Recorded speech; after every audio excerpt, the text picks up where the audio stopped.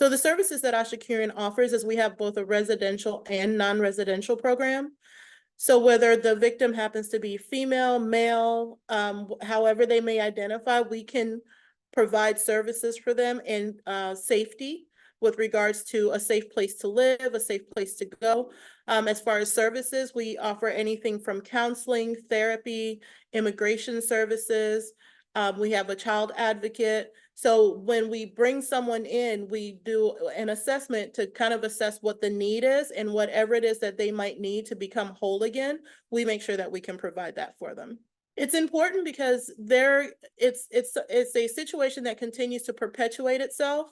And when someone continues to live in that environment, it's difficult for them to get out of it after a certain period of time. And as a survivor myself, the story that I like to tell people is, had I known there were places that you could go, had I known that there was support available where people were not going to judge you, I probably would have gotten out of the situation a lot sooner.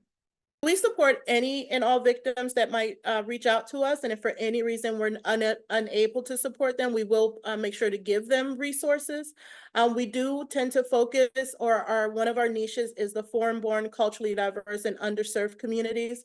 We understand that there are unique needs that these particular populations may have that can pose a challenge for other organizations, primarily when it comes to maybe language.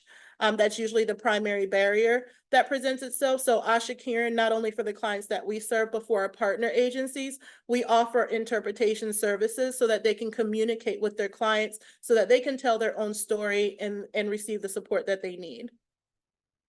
Yeah, again, it's very hard to know that there's a light at the end of the tunnel when you're going through that situation.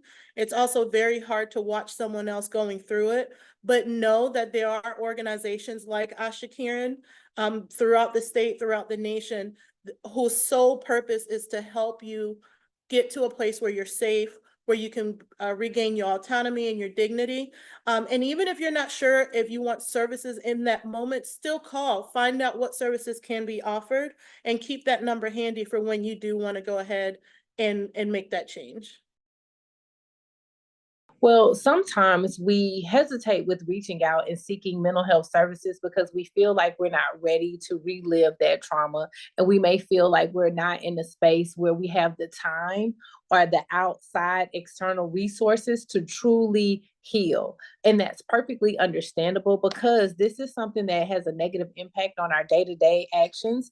But going through mental health services, whether it be seeking out a therapist or a life coach, or even just a psychiatrist, this is a day-to-day process, and you'll have someone in confidentiality to give you the tips and the strategies that will help you address the trauma and work towards your healing and your recovery process. So although we have all of the stereotypes and the stigmas associated with what counseling and mental health looks like, I encourage everyone to give it a try because it only takes one step. So there's tips and strategies to help in that process. It's always important to support and be a listening ear, but then offer resources versus suggestions and opinions.